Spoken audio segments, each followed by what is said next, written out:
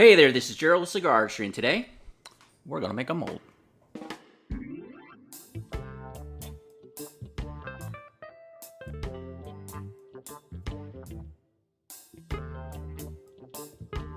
For the 43% of you out there that are curious on how we take something like this and create something like this, definitely this, but not this, you have to get your hands dirty and create a mold.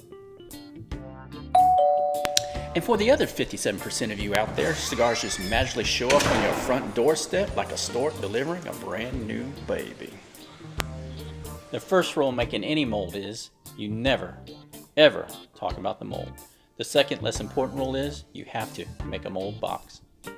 The mold box is only a fraction of the cost of the mold, and there's really only 5 key components that are needed to make one.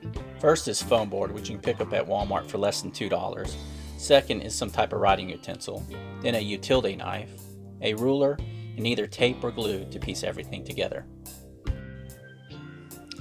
Okay, the first step in building the mold box is to create an outline around the sculpture that's anywhere between a ½ inch to an inch from the very edge of the piece. This is going to be the base of the mold box, and from here the next stage is we're going to actually build the mold wall. So I'm going to go ahead and remove this sculpture and cut this out, and then we'll move on to making the mold walls.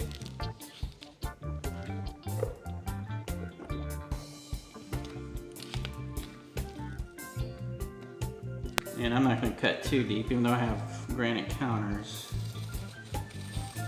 Just kind of get it shallow enough where I can kick it off. But ideally you'd probably want to do this on a different surface.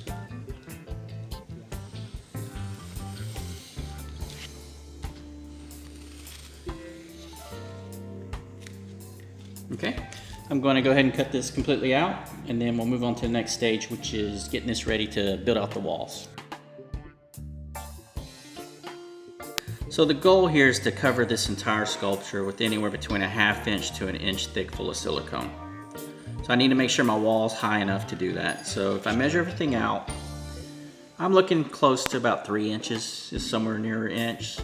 I'm gonna give myself a little working room here, move up to 4 inches, and that'll be about the height of my wall. So I'm gonna go ahead and measure and cut everything out, and then our next step is piecing everything back together. All right, got all my pieces cut out. Now the next step is to tape it all together. And I use packing tape to build my mold boxes. You could use hot glue or various other materials, but packing tapes always work for me. So real quick before I start putting it together, this is not a typical mold box in the sense that it's square. It's got some rounded edges. So to get around that, just simply cut some thin slits in the back of the foam board, and this will allow you to actually bend the piece around the mold box. So I'm going to put the camera down, go ahead and tape everything together, and then we'll move on to actually pouring the silicone next. As you can see, the mold box is now complete. This is going to contain the silicone. I'll start pouring it next. Just a few things to point out. These clay marks are the seams, and what I typically do is I take this clean clay, and you can use monster clay, tape, whatever, but I want to seal the seams, otherwise silicone will slip through it and leak all over the counter, and I end up wasting material. So I just kind of roll it in tubes and then just slide it in the creases. The other thing is, if you can see here, these are the slits I was talking about earlier, and what this does is it allows me to get more of a rounded shape instead of having a perfectly square mold box. Okay, next step is going to be mixing silicone and pouring into the mold.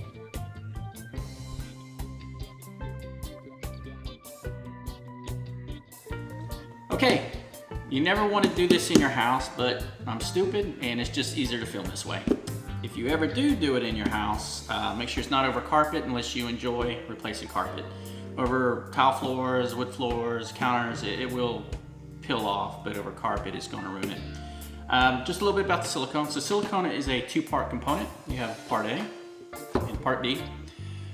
And part B is more of an activist. So what you're going to do is for every 10 ounces here, you're going to pour 1 ounce of part B. And what I'm going to do is I'm going to go ahead and pour it in stages, and I have what behind me here, you see this big metal pot, it's actually a vacuum chamber. What it does is it gets all the air bubbles out. It's not necessary unless you're actually pressure casting. However, even though I don't plan on pressure casting this piece, if I want to do it at a later date, I'll have a mold that's in that condition, in a condition that allows me to do so. Plus, I just like to have you know, the best performing mold I can possibly get. So I'm going to go ahead and start pouring a few rounds, and I'm going to run it through the pressure caster, or excuse me, the vacuum chamber, so you can see what it looks like, and we'll just start pouring it from there.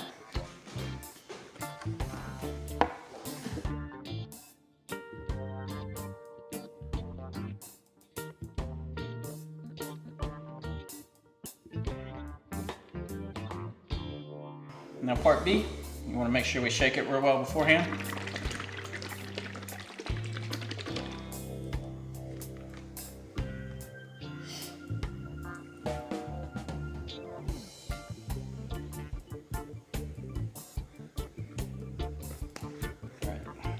That's it.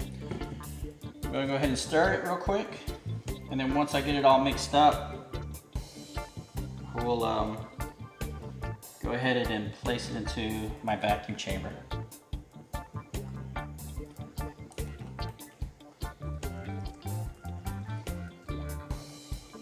And as you can see, it looks like a delicious milkshake, but you definitely don't want to eat it.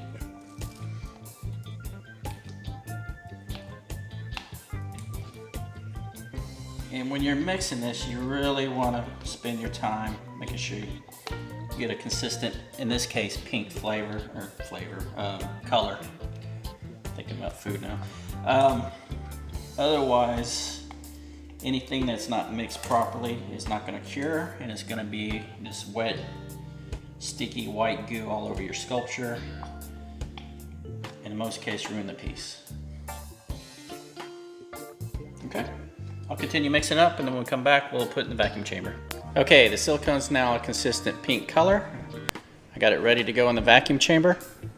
So what I'm going to do now is lock everything down and go ahead and turn this on. This will take a few minutes to start pulling out the air bubbles, but go ahead and shut the valve off and turn it on.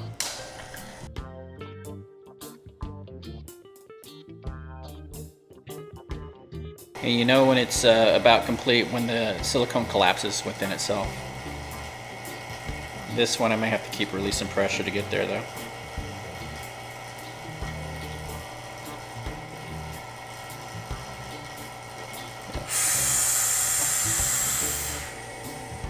Yeah, I need a bigger bowl or a cup.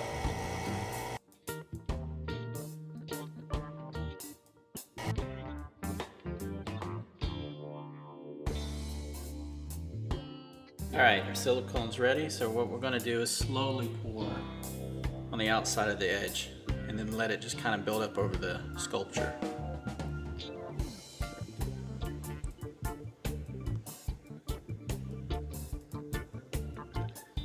This clay here is a monster clay and it's kind of soft. It's not like using wax, so pretty much get one shot at this and it's most likely going to mess up the sculpture once I pull it out of the mold.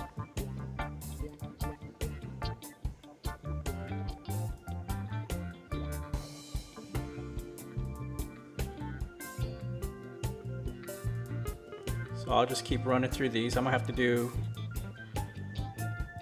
several runs on this silicone, so I'll just keep running through it slowly, and then we'll come back when it's almost over the entire sculpture.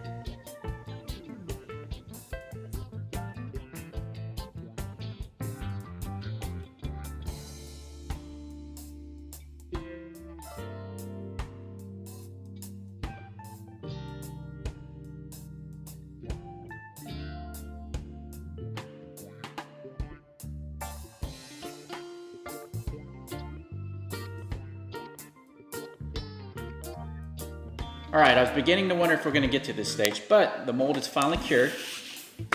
So the next step is to take this mold box apart. And it's just a reverse process of what we did before. So what I'm going to do is take my utility knife, and I'm going to cut along the seams.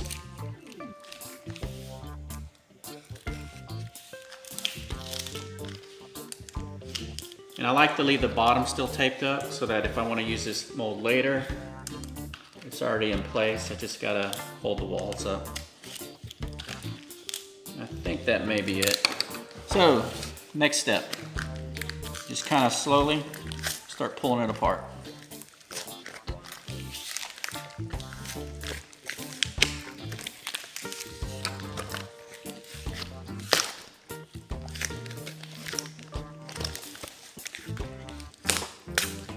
Some of these I might have cut a little too much.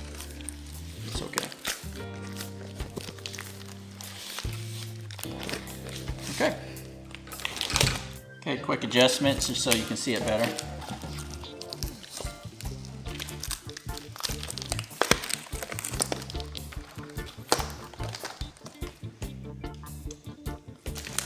There we go. So what you see here is areas where the silicone actually leaked through, but it's actually not too bad. This is easy cleanup work. Ideally, I want this whole area cleaned here. So using my knife, I'm gonna go ahead and cut these apart.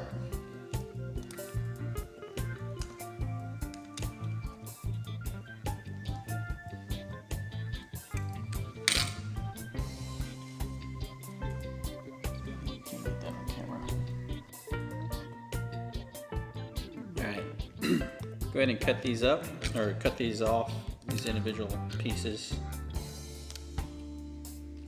It's actually not too bad. Got this big one here.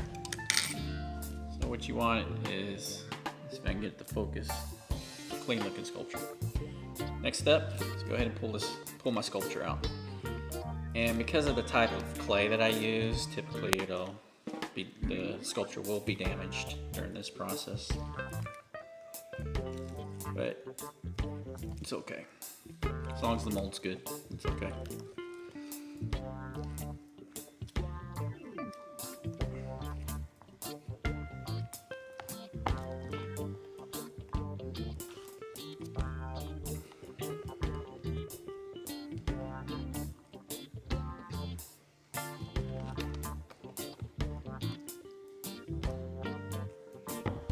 All right.